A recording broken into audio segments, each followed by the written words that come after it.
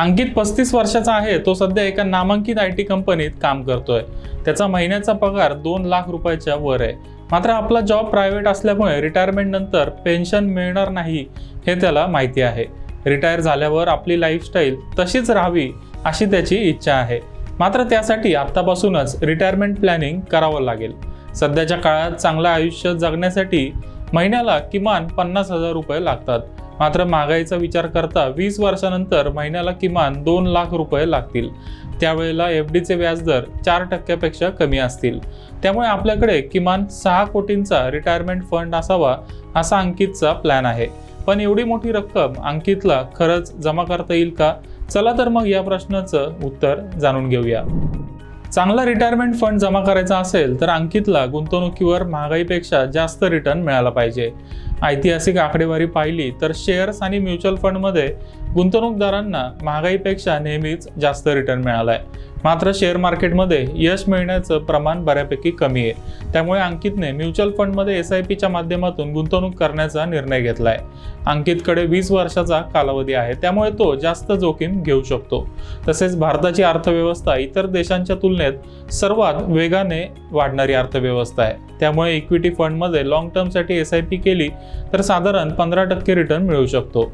ज्यांना मध्यम जोखीम घेऊन 10 ते 12% रिटर्न मिळवायचा आहे त्यांच्याकडे गोल्ड म्युच्युअल फंड किंवा बॅलन्स ॲडव्हान्टेज फंड आणि मल्टी ॲसेट फंड सारखे पर्याय उपलब्ध आहेत। मात्र ज्यांच्याकडे रिटायर व्हायला 15 वर्षापेक्षा जास्त कालावधी आहे त्यांनी इक्विटी फंडमध्ये जोखीम घ्यायला काही हरकत नाहीये। जर अंकितला 20 वर्षानंतर 6 कोटींचा रिटायरमेंट फंड पाहिजे असेल आणि त्याला 15% CAGR रिटर्न अपेक्षित असेल तर त्याला 45,000 रुपयाची महिन्याची SIP करावी लागेल। महिन्याला 45,000 म्हणजेच वर्षाला 5,40,000 रुपयाची गुंतवणूक त्याने 20 वर्षासाठी केली तर 20व्या वर्षी त्याला 6 कोटी रुपये मिळतील। मात्र ज्यांना लगेच 45,000 रुपयाची SIP करणं शक्य नाहीये त्यांच्याकडे स्टेप अप SIPचा पर्याय उपलब्ध आहे।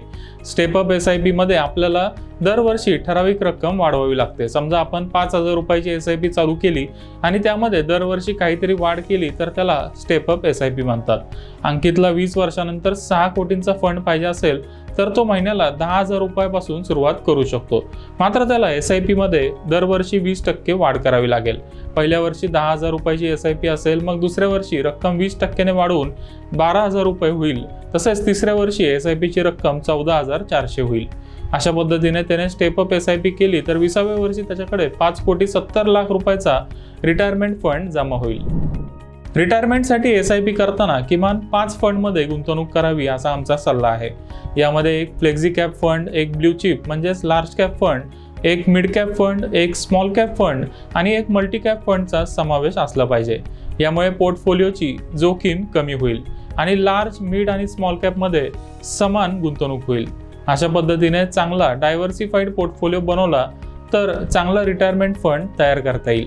मात्र मार्केट सध्या ओव्हरव्हॅल्यूड आहे। 2025 ते 2029 दरम्यान मार्केटमध्ये एक क्रॅश येऊ शकतो। त्यामुळे आपण आता SIP चालू केल्या तर क्रॅशमध्ये आपला पोर्टफोलिओ नक्कीच खाली जाईल। मात्र न घाबरता आपण त्या SIP चालू ठेवल्या पाहिजेत। त्यामुळे आपलं उद्दिष्ट नक्की पूर्ण होईल।